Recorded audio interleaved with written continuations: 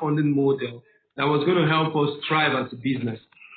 Now, in doing my research, I noticed that there weren't many businesses that had such. I mean, there wasn't any form of regulation, and there wasn't any person that was even in that space that I could say I could ask questions and find out whether this was something that they had to deal with in the past. So I noticed that we found ourselves in a position where we're innovators in the space, and we were in a blue ocean that we had to create the path for ourselves because we didn't have anyone to guide us.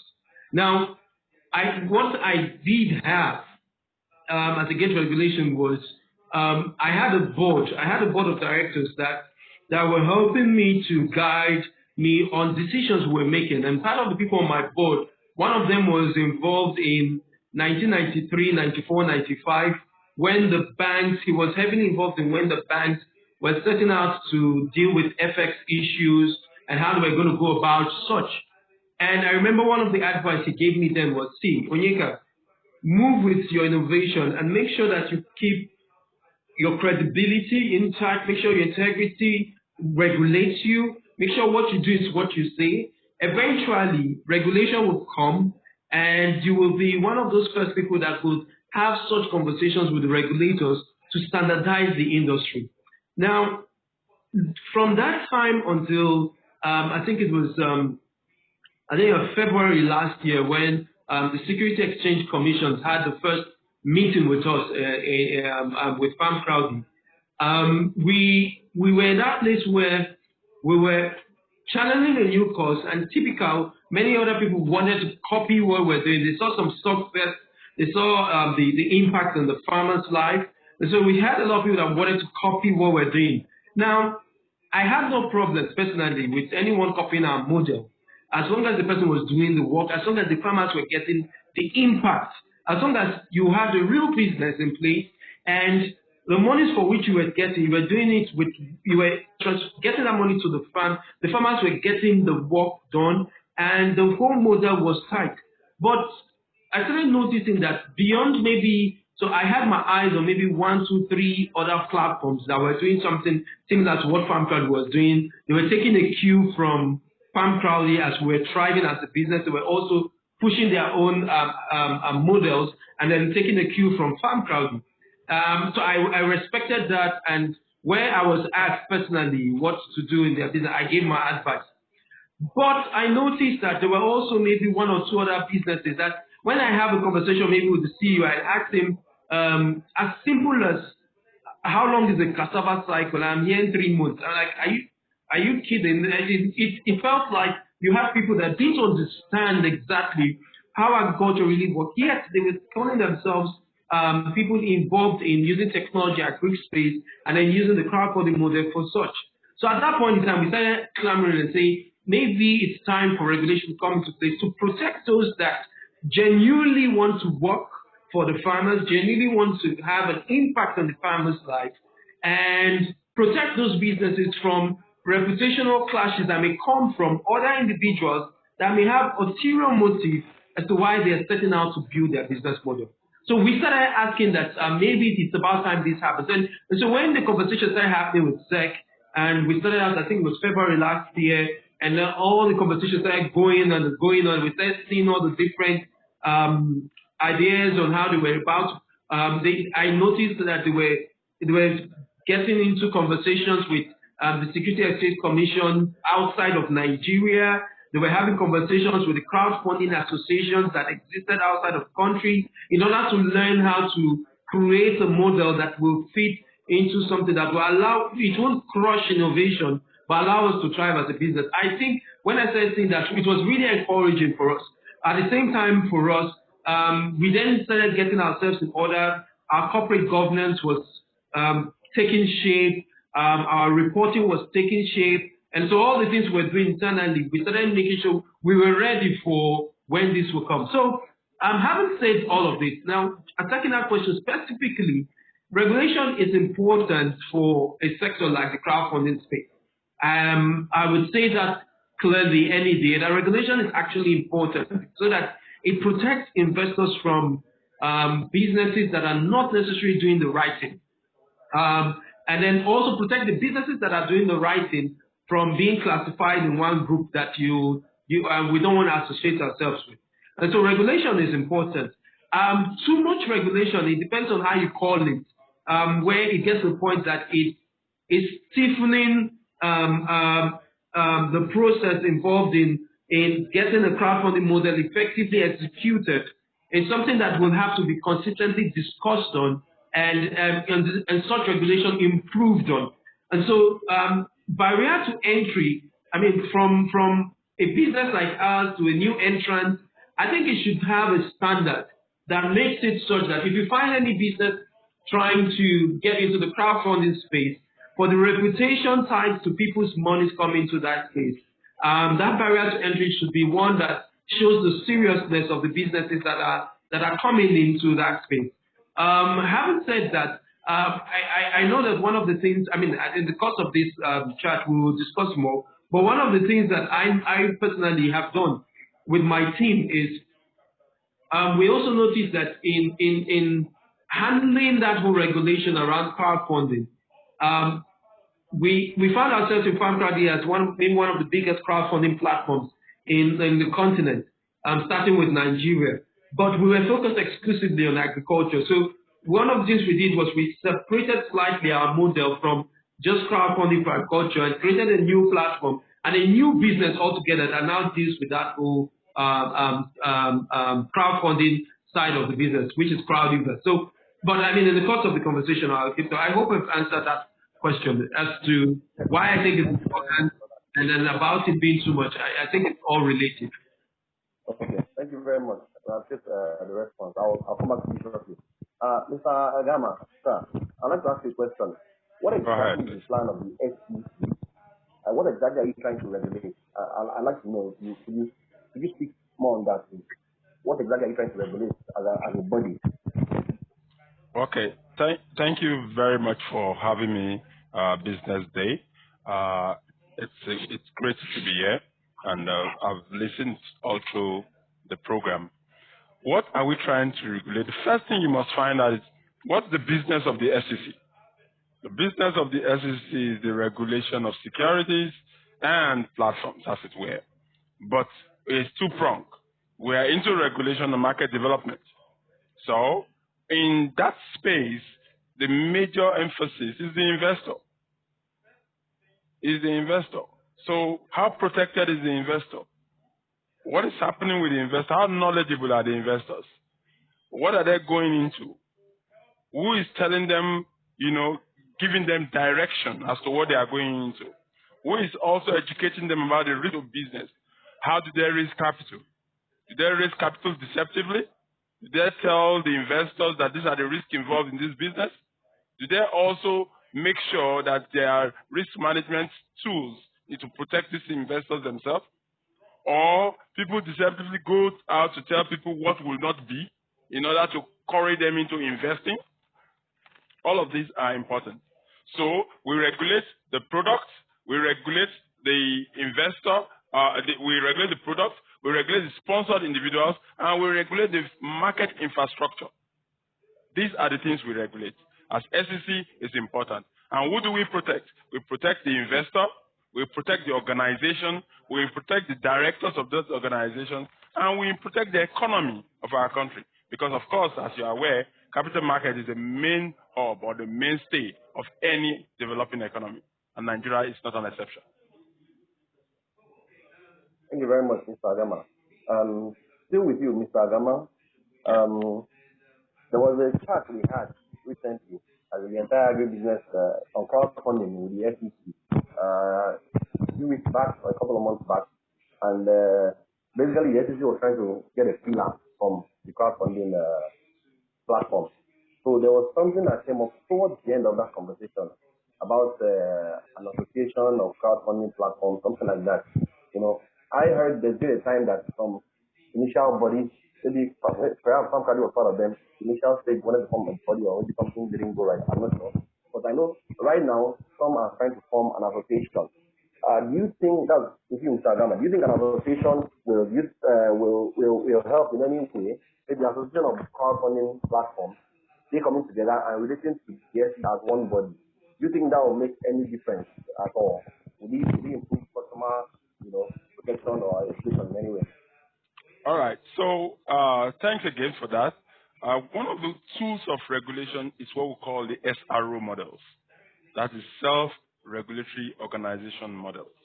And self-regulatory organization means that it's an association of a group of persons with common mind or common intent coming together to say, this is the kind of business we do, we operate within the same space, and so let's watch our back. Let's watch each other's back. Let's see what we are doing. Let's create standards. Let's create rules. And let us also introduce disciplinary measures for those people that will err in building those organizations. So the SRO model is as old as regulation itself. Sometimes, in a free society like ours, and in the form of regulation that we adopt in Nigeria, which is basically merit-based, it's important that people are able to guide themselves, to regulate themselves, to caution themselves, so that the burden to the regulator will not be so much. The rules and regulations of the SEC and the Investment and Securities Act 2007 provides regulations or rules or requirements for the establishment of SROs and trade associations. So, that being the case, it's clear that the SEC will not frown at the existence of an SRO. But mind you, for an SRO to exist, it must have members. And those members must be registered by the SEC. Because without being registered by the SEC as members, you cannot now form an SRO that will be regulated or under the supervision of the SEC itself. So clearly, once the association, the individuals or the organizations are ready to be registered, of course I know a lot of them are ready, so better put, once the regulation for crowdfunding comes into being, because it's already in existence, we are reviewing it, and I'm sure very shortly you will see the second part of that regulation, because the initial rules that we published, the draft rules that we published, was widely, reviewed, and we had a lot of input from the market to show the interest of the market. And as such, one of the things we do in our rulemaking process at the SEC is to review those submissions made by the market to see which one of them is important, which one of them is useful, which one of them makes sense, and if there are things that we have missed along the line of making those regulations, we include them, and then we publish again to the world to say, look, yes, we have received your comment, we think this is okay, and we think this is not too okay, and we think that maybe you should, tweak this a little bit. And once that happens, and there is a second review, then it comes back to the SEC through the various rulemaking process before it gets finalized for approval. Thank you very much, sir. Mr. Akuma, I'm going to come back to you on a particular question I have, but let me ask you this one first. What do you think right now? Since you started, you are the first in the industry, as far as I know. Since you started, I know you for Farm Crowdy, how much do you think has been raised to help smallholder farmers since you started, and how much do you think has been raised as a whole in the crowdfunding industry? Crowdfunding, I mean. How much do you think has been raised so far? Do you have an idea? Okay, I think I can only speak for Farm Crowdy. To other platforms that exist, I'm not very sure of the total amount. I know that there are over, right now, I think there are about 28 different platforms that are using the crowdfunding model in the agriculture space in Nigeria. And so I can't keep tabs on every one of them and how much they raise, especially when they've not disclosed that. But for us in Farm Crowdy, at the time when Farm Crowdy was crowdfunding for farming, which stopped in July 2019, and that moved on to Crowdivest. So Crowdivest is now responsible for crowdfunding in agriculture or crowdfunding in real estate or crowdfunding in transportation. But at the time when FarmCrowdy was still crowdfunding for agriculture, we had crowdfunded roughly around $15 million through our platform.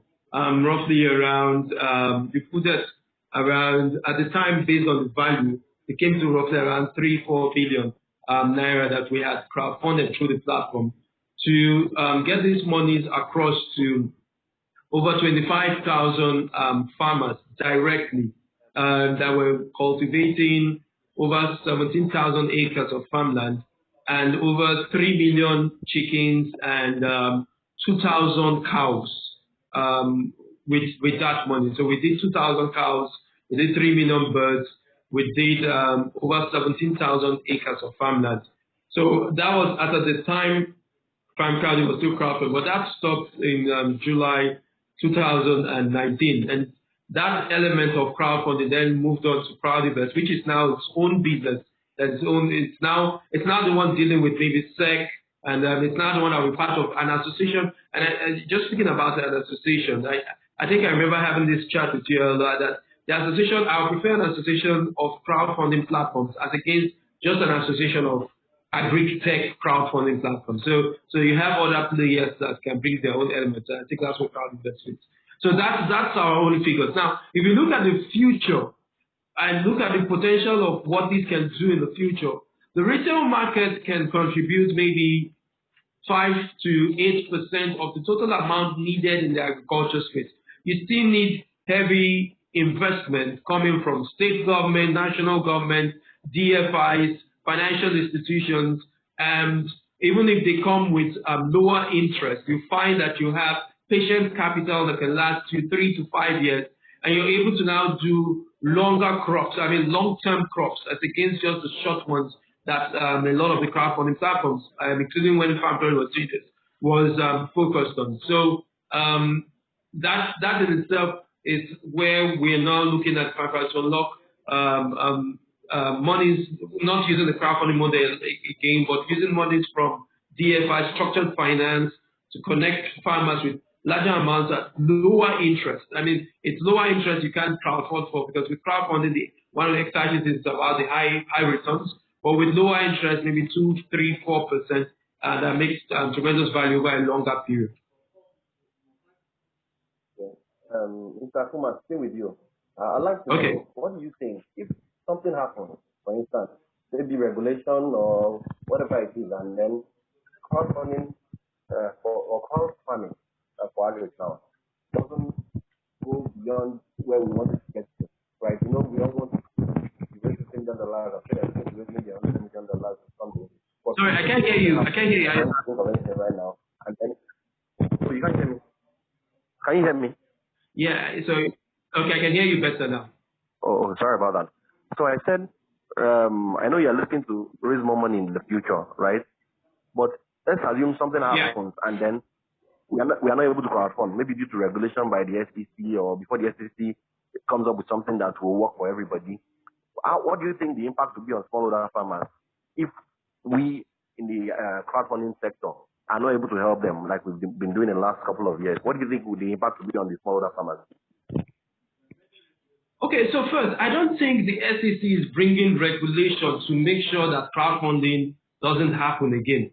I think rather they are positioning to protect both the investors, the businesses, such that we now know who is credible, who has the backing of the SEC, who is able to do business the right way. So I wouldn't take it from a state. I saw the first draft and the first draft of regulation, and I know that a lot of feedback have come from several players to them. I don't think they would take that back and say they want to now create a second draft that will now put a hold to crowdfunding as a whole for agriculture.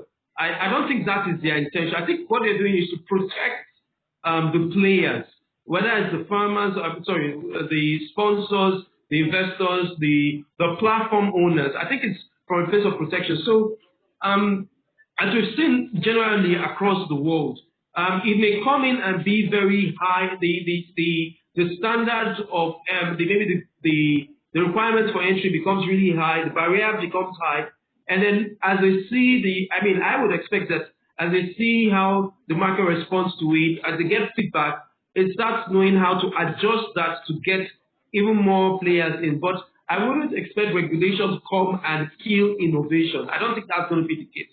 Having said that, we're entrepreneurs. I'm an entrepreneur. I know you're an entrepreneur.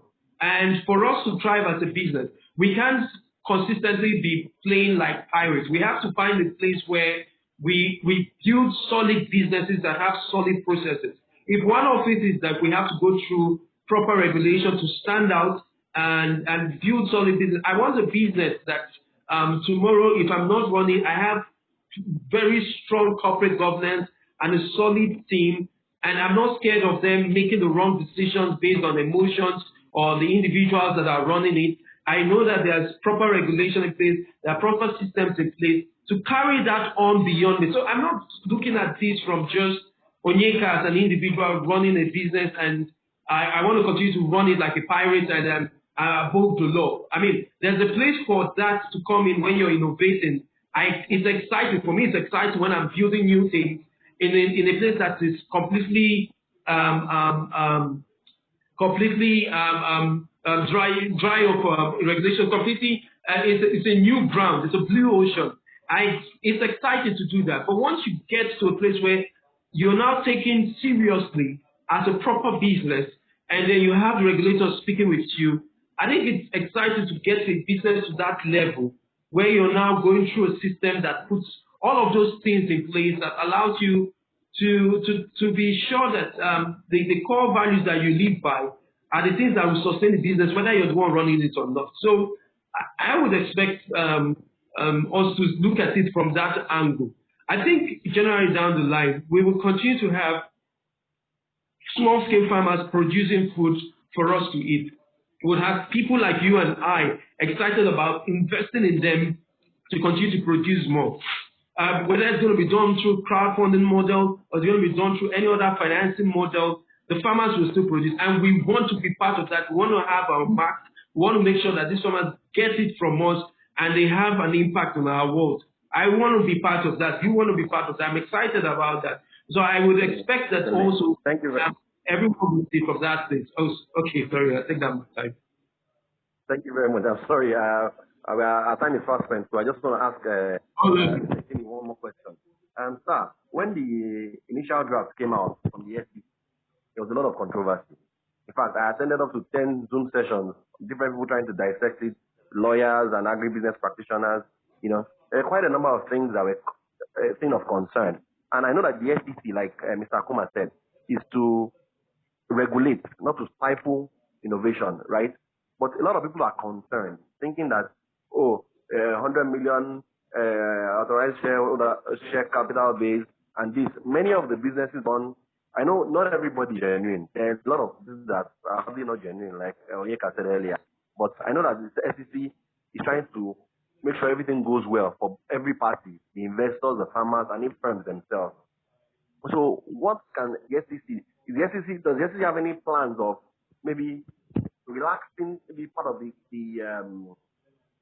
conditions in the draft that was released earlier so that it can accommodate more people in the industry? Obviously, sanitizing is very important. Sanitizing the industry is very, very important. But at the same time, we don't want a situation whereby the farmers will be at the losing end eventually, But does there anything planned such that everybody can expect? Yeah, thank you, Ayo. Just to put it out there, the SEC's intention clearly is 1, to protect the investor, 2, to protect businesses. Crowdfunding model is a way to help small and medium enterprises succeed because capital is the main engine for any business to succeed. And it's also important that a lot of people that are into some of these businesses do not also understand requirements when they are issued by regulators. So when you say 100 million, what do you mean? The question is, do you really understand what you mean? You probably even have more than that, but because once you hear the figure 100 million, you are scared. And you say, the SEC has come again. No. try to understand what the SEC means by you having a capital of a minimum capital of 100 million. You probably have, assets that are far worth more than 100 million. All of these are part of the valuation of your 100 million. And the SEC will not in any way stifle innovation.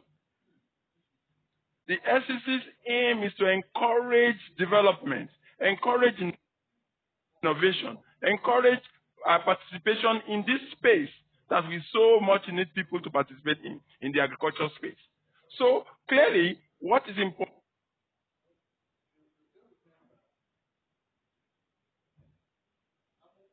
is that there needs to be an understanding. And the SEC is quite open, very, very, very open, right, to engagement at any point in time. Onyeka has said it here.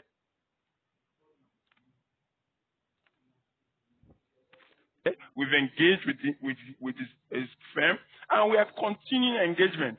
One of the things we must do as a regulatory agency is that we must make sure that fly-by-night entrepreneurs, charlatans, are not encouraged in this industry, because the only way we can help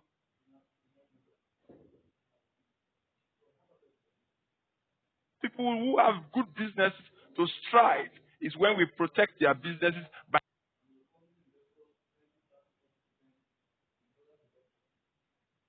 not allowing charlatans come into this business. So for the SEC, our business is to help the small business grow, is to, one of the critical, agenda for the SEC is capital formation. Crowdfunding model is a form, is a way, is a tool, is an avenue for capital formation. And capital formation is very, very pivotal to the growth of any economy, Nigeria inclusive. So that is the reason why it would be wrong for anybody to think that the SEC is out there to stifle business. No, totally wrong. First thing to put in mind is that the SEC is there to protect the investor. 2, the SEC is there to grow small businesses. 3, the SEC is there to help governance, create structures around companies that already exist but do not have this. If you know that somebody is watching you, the tendency is that you will do things right. That's why the SEC is out there, to make sure people do things right and to enforce on those that do not do things right. Because I must make this clear. It is wrong. It is against the Investment and Securities Act for people to ask people to request for funds, to make public, requests for funding without the registration of the SEC.